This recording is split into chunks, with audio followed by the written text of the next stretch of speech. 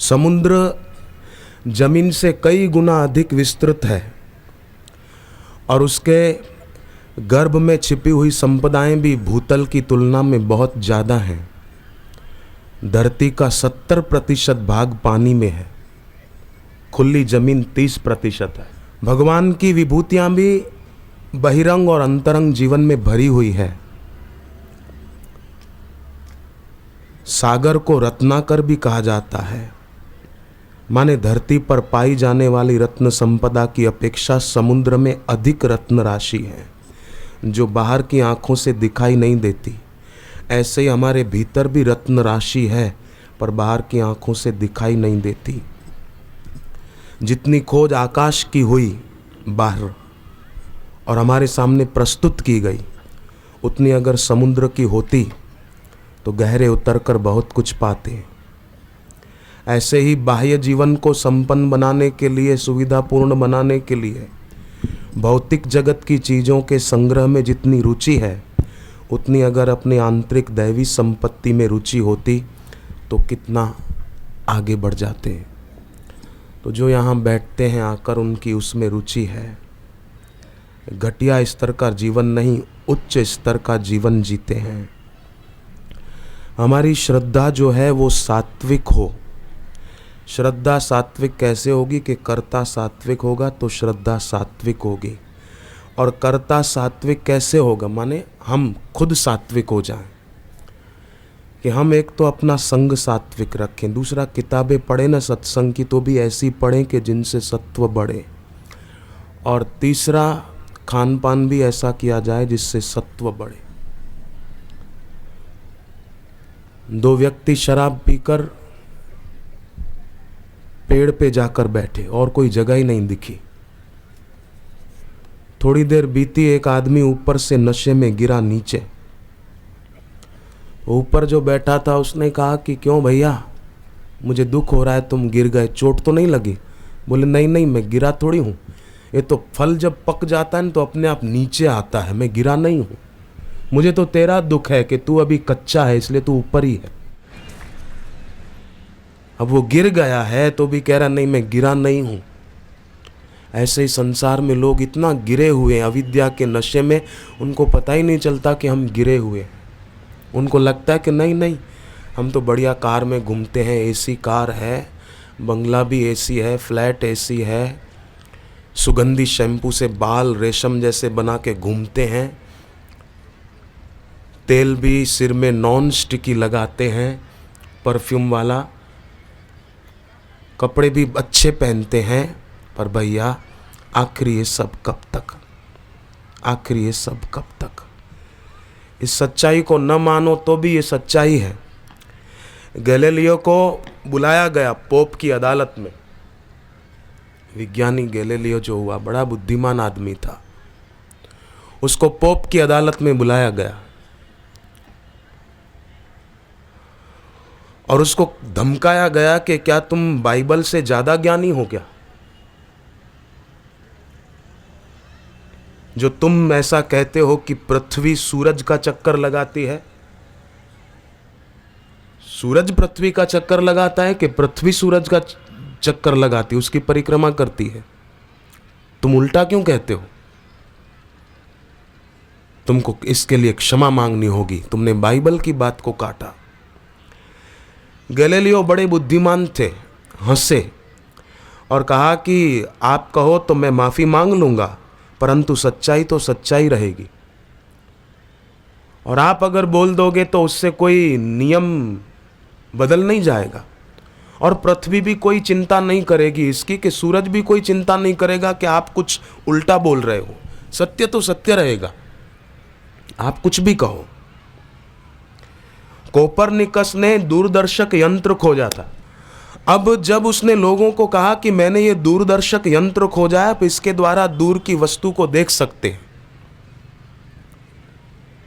तो लोग कहने लगे कि नहीं, इसने कोई अपना इंद्रजाल फैलाया है, ये इसका कोई जादू है, कोई इलम है, जो है ही नहीं वो ये हमको दिखाना चाहता है।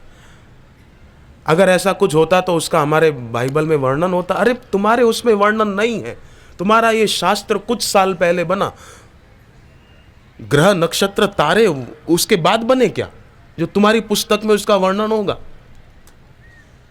तो कोपरनिकस को बहुत विरोध सहना पड़ा, परंतु उसका दूरदर्शक यंत्र कितना काम आया।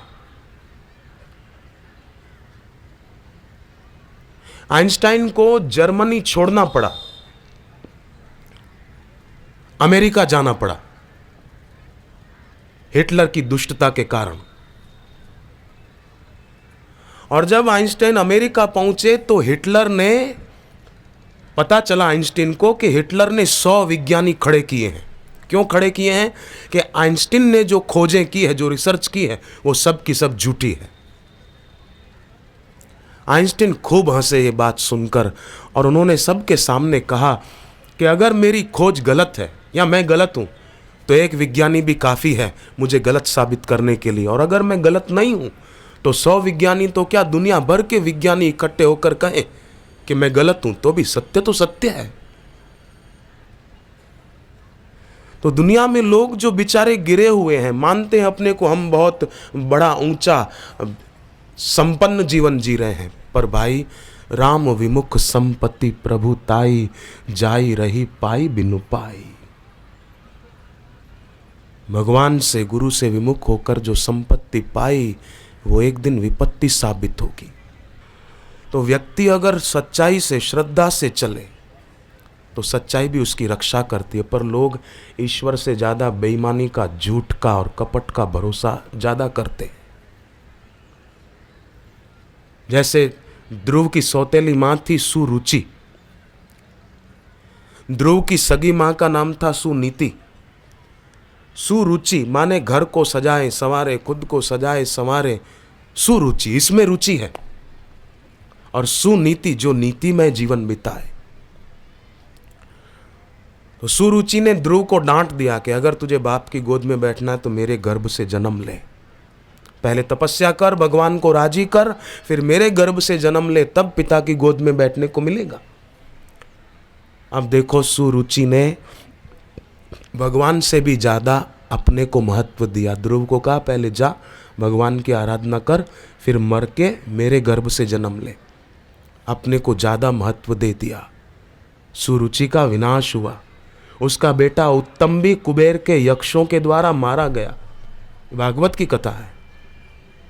तो जिसकी संसार में रुचि है, उसके जीवन में तात्कालिक सुख दिखे भी तो भी वो नष्ट हो जाता है।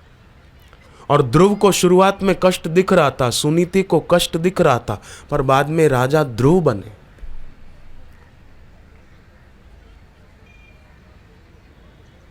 तो केवल उसी को महत्व न दिया जाए।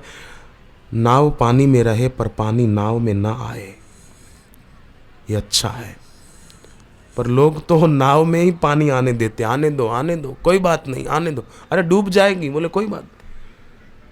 दो मित्र थे, नशा किया हुआ था, नाव में बैठे थे, अचानक नाव काबू से बाहर हुई, पानी अंदर आने लगा, नाव डूबने वाली थी। एक बोला कि अरे ये नाव डूब जाएगी, बोले कोई बात नहीं, अपनी थोड़ी है, किराए की है, डूब जाने दे। डूब जाएगी तो आप भी डूब जाओगे भैया, तो नाव में पानी मत आने दो। पंजाब में मोहाली है, मोहाली चंडीगढ़ के पास।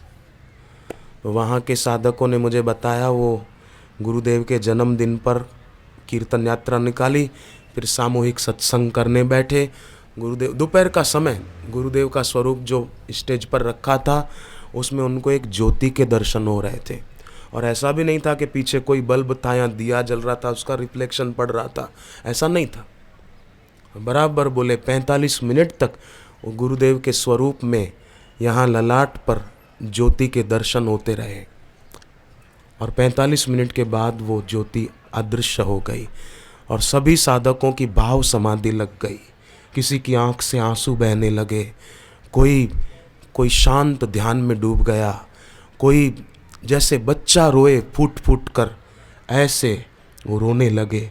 मानो उनको ऐसा लगा कि बापू थोड़ी देर के लिए यहाँ पधार गए। सचमुच वो स्वरूप नहीं था, मानो गुरुदेव ही थे। और हम सत्संग कर रहे थे ना, हम पर अपनी कृपा बरसा कर फिर अलोप हो गए। और कोई भी, मैं प्रार्थना करूं, इसको झूठ मत समझना। इसको अर्थवाद के रूप में मत लेना, ये सच्चाई है। अगर कोई बोले मैं नहीं मानता, तो ये आपके तर्क का सत्य है, आपके अनुभव का सत्य नहीं है।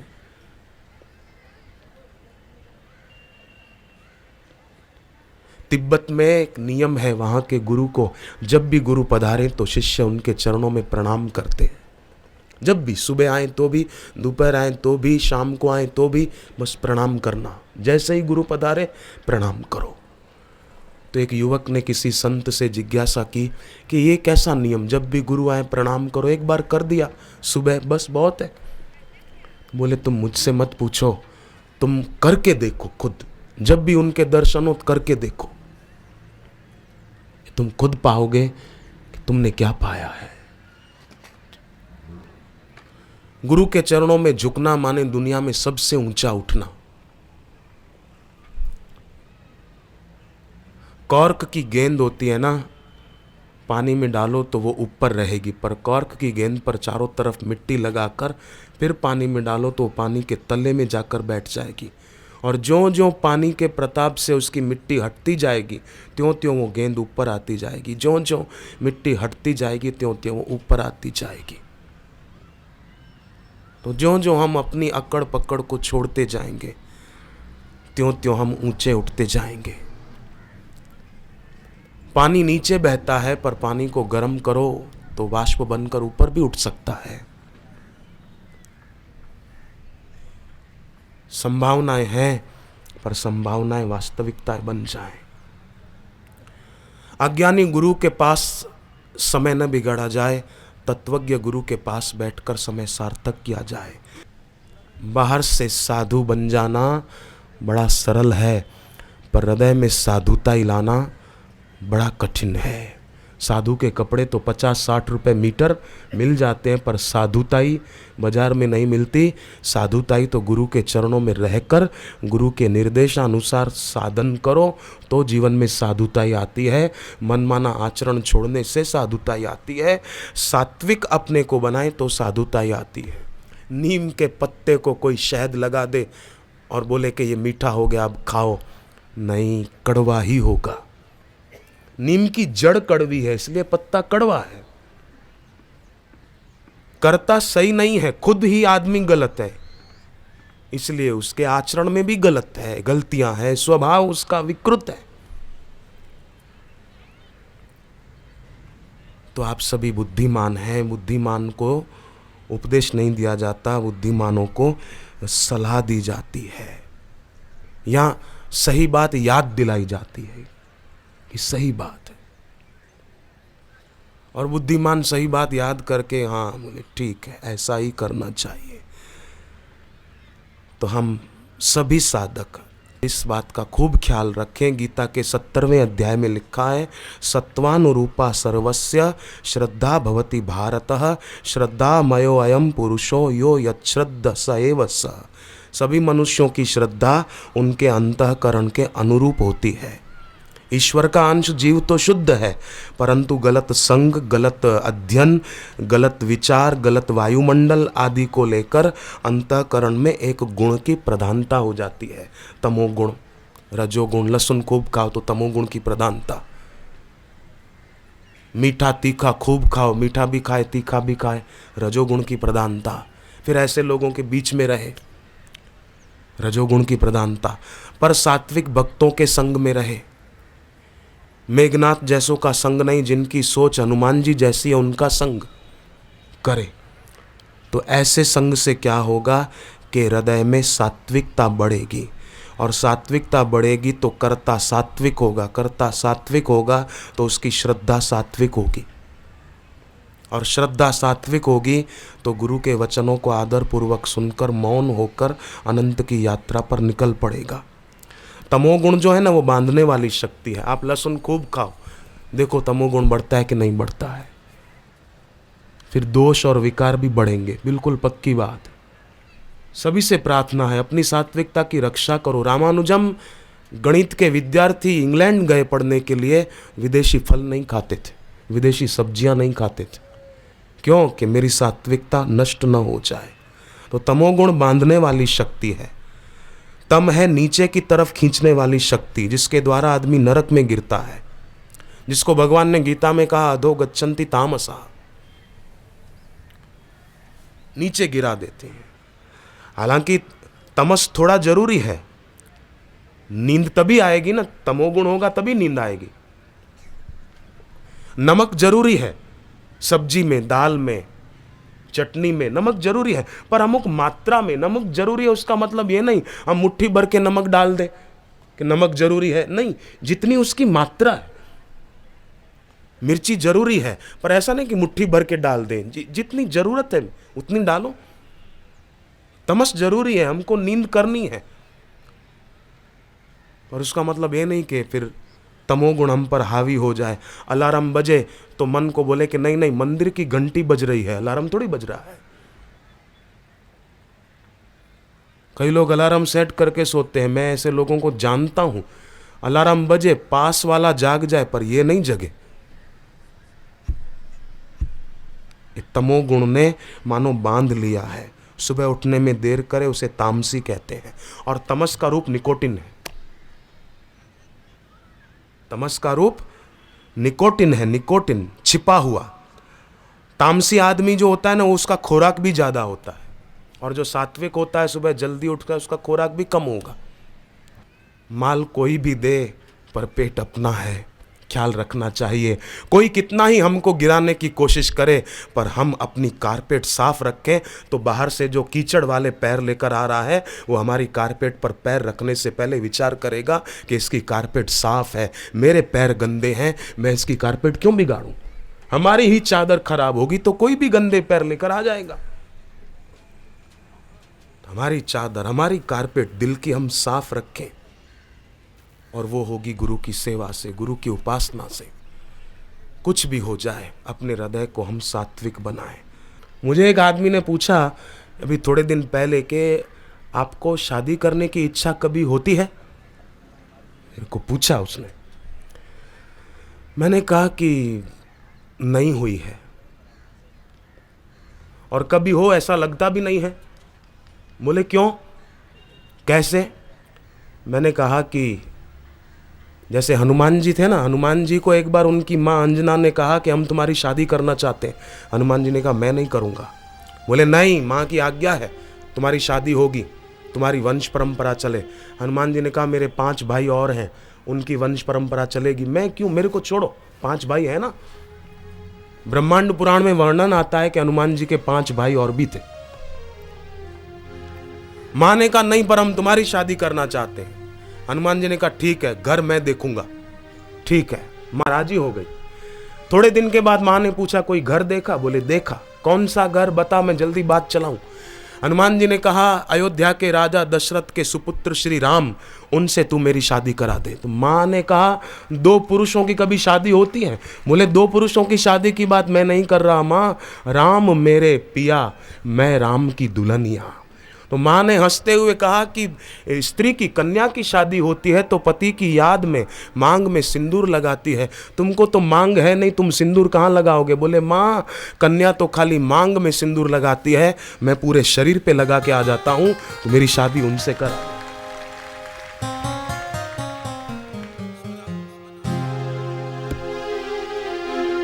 आकर गुरु के द्वार में गुरु का हो गया, आकर गुरु के द्वार में गुरु का हो गया, आकर गुरु के द्वार में गुरु का हो गया, आकर गुरु के द्वार में गुरु का हो गया। दर्शन कर गुरुदेव के दीवाना हो गया, दर्शन कर गुरुदेव के दीवाना हो गया। आकर गुरु के द्वार में गुरु का हो गया, आकर गुरु के द्वार में गुरु का हो गया। दर्शन कर गुरुदेव के दीवाना हो गया, दर्शन कर गुरुदेव के दीवाना हो गया। गुरु अभाव में लोग तो किसी के रूप को देखकर दीवाने होते हैं, फिर उनको वही रूप दिखता है। पर साधक जो गुरु के लिए दीवाना होता है ना, उसको फिर दुनिया का कोई रूप अपनी ओर आकर्षित नहीं कर सकता, क्योंकि उसको उस सुख के पीछे दुख की छाया दिखती है। फिर किसी रूप की ताकत नहीं कि उसको आकर्षित कर सके।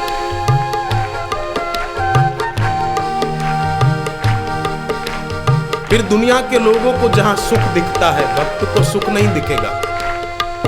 उसको तो गुरु चरणों में सुख दिखेगा, गुरु के ध्यान में सुख दिखेगा, क्योंकि सबसे ये हितकारी है, आशुतोष त्रिपुरारी है। सबसे ये हितकारी है, आशुतोष त्रिपुरारी है। दुनिया के लोगों को हम राजी नहीं कर सकते, पर सदगुरु आशुतोष है, माने शीघ्र प्रसन्न होने वाले महादेव है। त्रिपुरारी काम क्रोध लोभ को मारने वाले।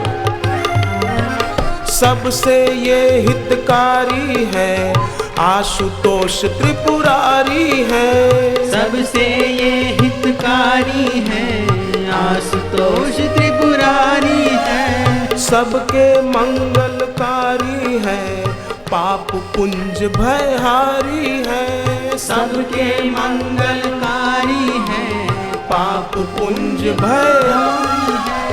पाप पुंज भयहारी है। पाप पुंज भयहारी है। पाकर इनको जीवन ये सुहाना हो गया। पाकर इनको जीवन सुहाना हो गया।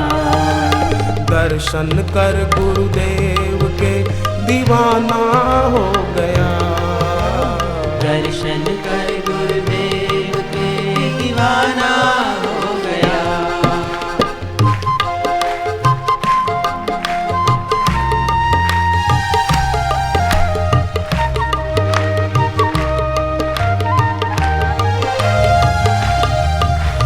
ध्यान जो इनका धरते हैं, भव से वो ही तरते हैं। ध्यान जो इनका धरते हैं, भव से वो ही तरते हैं। सबका हित ये करते हैं, मूढ़ता पल में हरते हैं। सबका हित ये करते हैं, मूढ़ता पल में हरते हैं। मूढ़ता पल में हरते हैं। मूढ़ता पल में हरते हैं। कृपा से इनकी दुख सारा रवाना हो गया। कृपा से इनकी दुख सारा रवाना हो गया। दर्शन कर गुरुदेव के दीवाना हो गया। दर्शन कर गुरुदेव के दीवाना हो गया। कृपा से उल्लासनगर का दुख कैसे रवाना हुआ? भले निमित्त कोई सज्जन नेता बने, पर दिल में तो बापू के आया। सांता क्रूज में कहा था कि ये नहीं होगा, कोई बिल्डिंग नहीं टूटेगी। तो कैसा कल शाम को डिसीजन आ गया। उल्लासनगर के भक्त राजी राजी। कृपा से इनकी दुख सारा रवाना हो गया। कृपा से इनकी दुख सारा रवाना हो गया। दर्शन कर गुरुदेव के दीवाना हो गया। दर्शन कर गुरुदेव के दीवाना हो गया।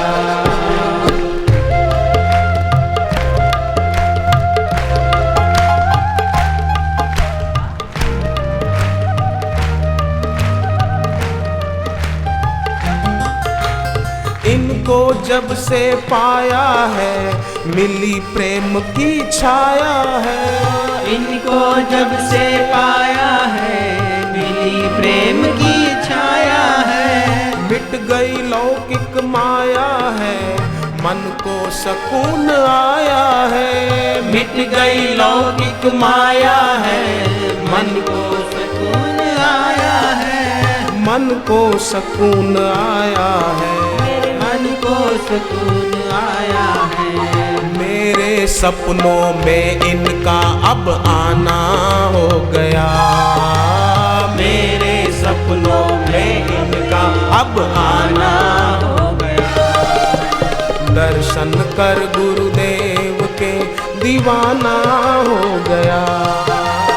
दर्शन कर गुरुदेव के दीवाना हो गया।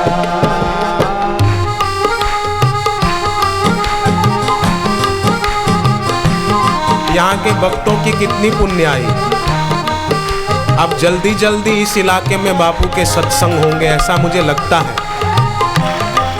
अब होली भी निकट आ रही है। जय हो।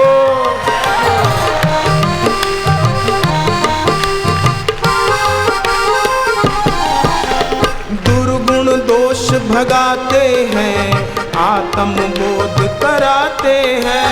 दुर्गुण दोष भगाते हैं, आत्म बोध कराते हैं।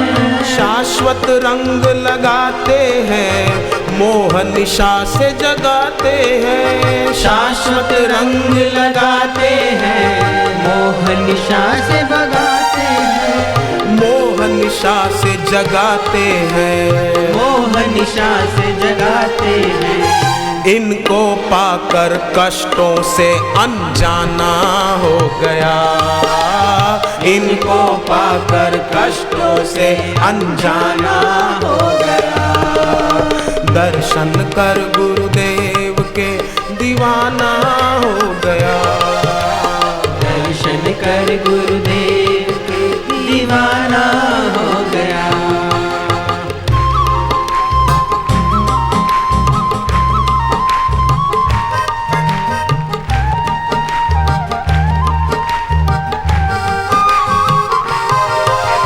गुरुवर सबसे प्यारे हैं, सारे जग से न्यारे हैं। गुरुवर सबसे प्यारे हैं, सारे जग से न्यारे हैं। सबकी आंखों के तारे हैं, हम सबके रखवारे हैं। सबकी आंखों के तारे हैं, हम सबके रखवारे हैं। हम सबके रखवारे हैं। हम सबके रखवारे हैं। झूठे जग के रिश्तों से बेगाना हो गया। झूठे जग के रिश्तों से बेगाना हो गया। दर्शन कर गुरुदेव के दीवाना हो गया। दर्शन कर गुरुदेव के दीवाना हो गया। ज्ञान का गहरा सागर है, भरते सबकी गागर है। ज्ञान का गहरा सागर है, भरते सबकी गागर है। गुरु ही नटवर नागर है, करते भेद उजागर है। गुरु ही नटवर नागर है, करते भेद उजागर है। करते भेद उजागर है। करते भेद उजागर है। इनका नजारा देख के नजराना हो गया। इनका नजारा देख के नजराना हो गया। दर्शन कर गुरुदेव के दीवाना हो गया। दर्शन कर गुरुदेव के दीवाना हो गया। आकर गुरु के द्वार में गुरु का हो गया। आकर गुरु के द्वार में गुरु का हो गया। दर्शन कर गुरुदेव के दीवाना हो गया। दर्शन कर गुरुदेव के दीवाना हो तो जितना हम बार बार उनके सानिध्य में, उनके संपर्क में आएंगे, त्यों त्यों तमस जो एक शक्ति है नीचे की ओर खींचती है। जैसे धरती की गुरुत्वाकर्षण शक्ति पदार्थ को नीचे की ओर खींचती है, तो जितना उनके संपर्क में आएंगे उतना तमस पर हमारा प्रभुत्व आता जाएगा। रजस को हम जीत पाएंगे और सत्व में हम अपनी स्थिति बना पाएंगे, क्योंकि गुरु गीता में लिखा है निर्द्वंदो नित्य सत्वस्थ। गुरु नित्य सत्व में स्थित है। किसी को भी मैं आपसे प्रार्थना करूं, कोई कुछ भी करता है, आप उसकी उपेक्षा करो, आप संघर्ष में मत पड़ो, उसका कर्म उसके साथ है। कोई भी व्यक्ति है, कुछ गलत आचरण करता है, ठग विद्या करता है, लोगों को बनाता है, पैसे ऐंठता है, उसका कर्म उसके साथ है। हम उसको देखकर अपनी शक्ति व्यय न करें, हम अपनी शक्ति साधना में, भक्ति में, सेवा, अपनी लकीर बड़ी कर दो ना। स्वामी रामतीर्थ जब पढ़ते थे तो शिक्षक ने बोर्ड पर एक लकीर खींची, बच्चों को कहा कि बच्चों इसको काटे बिना, मिटाए बिना कौन छोटी करके दिखाएगा। स्वामी रामतीर्थ खड़े हुए और उसके पास एक बड़ी लकीर खींच दी, बोले साहब आपकी छोटी हो गई। हम अपनी सेवा का क्षेत्र बड़ा कर दें, हम अपनी साधना को थोड़ा बढ़ा दें, हम अपनी भक्ति को बढ़ा दें, हम अपनी श्रद्धा का दामन फैला दें, बस बात पूरी हो गई। तो रज और तम दोनों को संतुलित मात्रा में जो ला देता है अपने जीवन में, उसकी भीतरी विक्षिप्तताएं शांत हो जाती है, निरति उसको प्राप्त हो जाती है। निरति माने कोई अति नहीं रहती उसके जीवन में, सोने की अति नहीं, खाने की अति नहीं, बोलने की अति नहीं, घूमने फिरने की अति नहीं, विषय भोग की अति नहीं, निरति उसके जीवन में कोई अति नहीं रहती, उसकी सुरति लग जाती है, जुड़ जाती है लौ, क्योंकि अति नहीं है अब जीवन में। भीतर की विक्षिप्तताएं शांत हो गई है, न क्रोध की अति है, न काम की अति है, न लोभ की अति है, न नींद की अति है, न स्वाद सुख की अति है। सुरति उसकी रति प्रकट हो जाती। रति माना दिन दिन बढ़ने वाला प्रेम। अति से बचो, रति में प्रवेश मिलेगा, जिसमें मीरा को, शबरी को, महाराष्ट्र की मुक्ताबाई को मिला था, उसमें हमको भी मिल सकता है। अर्जुन बने तो कृष्ण की गीता जन्म लेने को तैयार है। और यहां ये साधक भले अर्जुन नहीं है द्वापर युग का, पर हृदय में अर्जुन का जन्म हुआ है, तभी बापू के श्रीमुख से मानो गीता हमको मिल रही है, ज्ञान मिल रहा है, वेदों का ज्ञान मिल रहा है। और याद आती रहे ना ऐसे सत्संग के माहौल के बापू जी ने ये कहा था, पहले दिन ये कहा था, सुबह को शाम के सत्संग में ये कहा था, ऐसा कैसेट के माध्यम से वो सुनते हैं ना, तो वो दृश्य याद आता है। और ये मानो एक अनुनिरीक्षण की साधना है, अपनी मन की आंखों के सामने अरे गहरे व्यक्ति का चित्र लाना, उसकी अपेक्षा अपने गुरुदेव का मन की आंखों से दर्शन करना, तो इसको अनुनिरीक्षण की साधना बोलते हैं। क्योंकि आदमी बैठता है तो कोई ना कोई चिंतन तो चलता ही रहता है ना, किसी न किसी की याद तो आती है, तो इसकी उसकी याद आए, उसकी अपेक्षा अपने इष्ट की याद आए। और याद आए, मैं तो कहूं याद रहनी चाहिए, नहीं आती है उसकी अपेक्षा आए अच्छा है, पर याद आए उसकी अपेक्षा ज्यादा अच्छी बात है कि याद रहनी चाहिए। जैसे सांस रहती है, धड़कन रहती है, नींद में भी सांस चलती रहती है, ऐसे याद रहनी चाहिए। विक्षिप्तताएं सब शांत हो जाएगी। राधा का नाम पुराने शास्त्रों में नहीं है, इतना ही कहीं कहीं उल्लेख है कि एक गोपी श्री कृष्ण के बहुत निकट थी, उनकी छाया की तरह उनके निकट थी, परंतु उसका नाम नहीं है, राधा का नाम नहीं है प्राचीन शास्त्रों में। और देखो ये बात ठीक भी है, क्योंकि नाम और रूप होगा ना तो प्रभु के निकट कैसे हो पाएंगे, क्योंकि अपने नाम और रूप में उलझे रहेंगे। अपना नाम और रूप सच लगेगा तो उनके नाम और रूप का आश्रय ठीक से नहीं ले पाएंगे। तो राधा का नाम नहीं है, एक गोपी श्री कृष्ण के बहुत निकट थी। तो ये संकेत है, हम भी अपने नाम और रूप में ज्यादा उलझे नहीं। ठीक है, आईने के सामने बाल संवारो, देखो चेहरा, मैं भी देख लेता हूं आईने में, पर इतना ही नहीं डूब जाए कि बस मैं यही हूं। नहीं नहीं, क्षेत्र और क्षेत्रज्ञ का अलग अलग भाग करने की शक्ति तो मनुष्य को ही प्राप्त है। क्षेत्र और क्षेत्रज्ञ माने शरीर और शरीरी। शरीर पंचभूतों का है, शरीरी ईश्वर का अंश है। शरीरी की एकता ईश्वर से है, शरीर की एकता संसार से है। तो जिसकी जिसके साथ एकता है उसका अनुभव इस शरीर में हो सकता है, और उसके लिए उनके नाम और रूप का आश्रय करें। गुरु ने जो नाम दिया उसका जप करें और गुरु के रूप का ध्यान करें, तो बाहर के नाम रूप में आसक्ति नहीं होगी। प्रीति प्रतीति सुरति सो जो जपे गुरु नाम, तुलसी निश्चित है भलो आधि मध्य परिणाम। फिर तो भला ही भला है, प्रीति से, प्यार से, प्रतीति विश्वास से, सुरति सो लो लगाकर, अति सब छोड़कर रति लगाकर जप करे तो तुलसी तेरो है भलो आदि मध्य परिणाम। तो नाम रूप का अपना वो न रहे, उनके नाम रूप का ध्यान हो। जो अगर हम चाहते हैं भगवान से अपने प्रति, तो वही हम भगवान के प्रति करें। हम उनसे प्यार चाहते हैं तो हम उनको खूब प्रेम करें। कोई नश्वर चीजों की मांग करके हम अपने और उनके बीच दीवार खड़ी न कर दें। हम वो दीवार गिरा दें, फिर अपने आप जो होना चाहिए वो होने लगेगा। जिसके न होने का दुख है वो होगा, और जिसके होने का दुख है वो नहीं होगा। बड़ी शक्ति है इस रति में, इस भक्ति में। जयदेव जी ने जब गीत गोविंद गाया तो राधा का नाम अवतरित हुआ और बहुमूल्य होने लगा। पहले नहीं था उसके। और अब तो राधा का नाम इतना आगे आ गया कि कृष्ण को भी पीछे हटा दिया। कृष्ण राधा, कृष्ण राधा, कृष्ण राधे नहीं बोलते, राधे कृष्ण, राधे कृष्ण।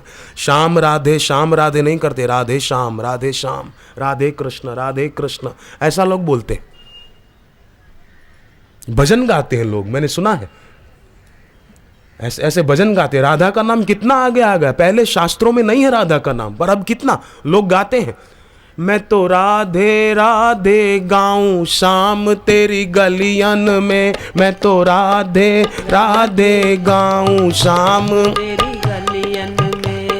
राधे राधे राधे राधे राधे राधे राधे राधे राधे राधे राधे राधे राधे राधे। जिन गलियन में माखन खाया, जिन गलियन में माखन खाया, जिन गलियन में रास रचाया, जिन गलियन में रास रचाया, उस रज को मैं शीश लगाऊं शाम तेरी गलियन में, उस रज को मैं शीश लगाऊं श्याम तेरी गलियन में। राधे राधे राधे राधे राधे राधे राधे राधे राधे राधे राधे राधे राधे राधे। अब बस कोई भी भजन में अधूरा छोड़ूं तो समझ लेना इतना ही याद था, जितना याद था गा दिया। तो कैसी राधा नाम की महिमा कि अब कृष्ण भगवान को भी पीछे हटा दिया। राधे राधे कृष्ण, राधे कृष्ण।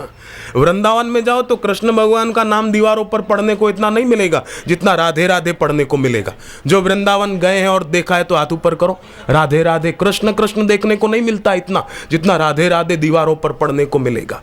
राधा इतना आगे आ गई, बस हाथ नीचे करो। तो कृपानाथ राधा, राधा को उल्टा दो तो धारा। धारा का अर्थ होता है बहिर्गमन, स्रोत से दूर जाने वाली अवस्था का नाम धारा है। अपने मूल से, जैसे गंगा गौमुख से चली अपने उद्गम से और गंगा सागर की ओर जा रही है, तो उसको क्या बोलते हैं कि गंगा की धारा बह रही है गौमुख से गंगा सागर की ओर, उसको धारा कहते हैं। तो धारा का अर्थ माने बहिर्गमन, स्रोत से दूर ले जाए, और राधा माने उल्टा, अपने स्रोत की तरफ लौट कर आए, अपने उद्गम की तरफ लौट कर आए, उसको बोलते राधा। तो हमारी धारा भी अपने स्रोत के तरफ, जो संसार के तरफ गई, किसी स्त्री पुरुष के तरफ गई, रुपयों पैसों के तरफ गई, वो राधा अब लौट कर आए अपने उद्गम की ओर। तो श्री कृष्ण कहते हैं अर्जुन, स्वभाव से उत्पन्न हुई श्रद्धा 3 प्रकार की होती है, तामसी, राजसी और सात्विक। पर श्रद्धा अंतःकरण के अनुरूप होती है। कर्ता तामसी होगा, श्रद्धा तामसी होगी। कर्ता राजसी होगा, श्रद्धा राजसी होगी। कर्ता सात्विक होगा तो श्रद्धा सात्विक होगी।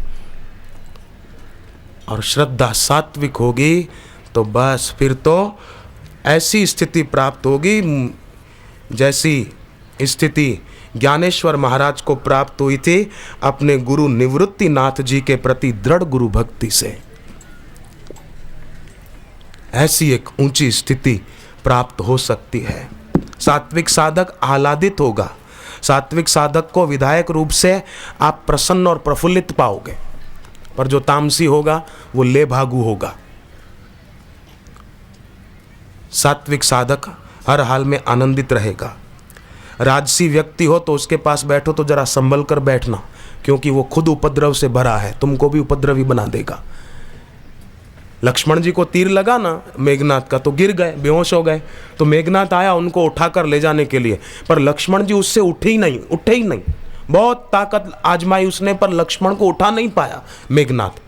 इतने में हनुमान जी आए। हनुमान जी को देखकर मेघनाथ भाग गया और हनुमान जी ने नीचे झुककर लक्ष्मण जी को जैसे कोई फूल उठाए ऐसे उठा लिया और राम जी के पास पहुंचा दिया। लक्ष्मण जी ने मानो प्रेरणा दी है, किसी हलकट व्यक्ति के संग से आप अगर गिर जाओ, आप में मूर्छा आ जाए, तो दोबारा उस व्यक्ति का संग मत करना।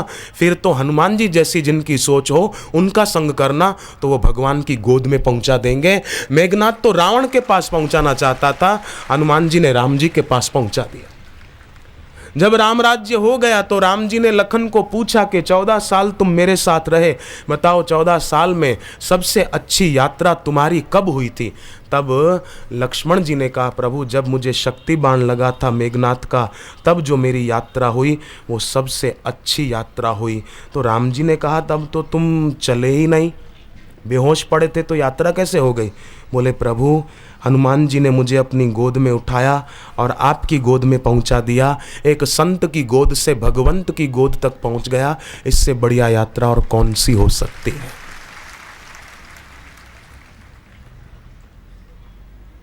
ये बहुत ऊंची यात्रा है, इसके जैसी कोई ऊंची यात्रा हो नहीं सकती है। तामसी व्यक्ति होता है ना, उसको इन बातों का पता नहीं चलता। तामसी व्यक्ति तो अपनी ऊर्जा का तो ह्रास करता है, पर दूसरों की ऊर्जा का भी शोषण करता है। राजसी का संग करोगे तो राग लेकर लौटोगे, पर सात्विक भक्तों का संग करोगे जिन्होंने स्वयं को भगवान के गुरु के हाथों में सौंपा है, तो जरूर जीवन में सात्विकता आएगी। इसीलिए सावधानी रखना बस संग की। संग ऊंचा होना चाहिए तो जरूर जीवन ऊंचा हो सकता है। और संग ऊंचा ना मिले कोई बात नहीं, अपने भीतर जो है ना उसका संग करो। जरूरी नहीं है बाहरी किसी व्यक्ति का संग करेंगे अच्छे आदमी का तो ही अच्छा ही प्राप्त होगी, नहीं। अपने अंदर सबसे अच्छा बैठा है, सबसे बड़ा बैठा है, उसका संग भी किया करें। शांत होकर बैठे, उसका संग करें, बस। क्या नहीं हो सकता इतना करने से?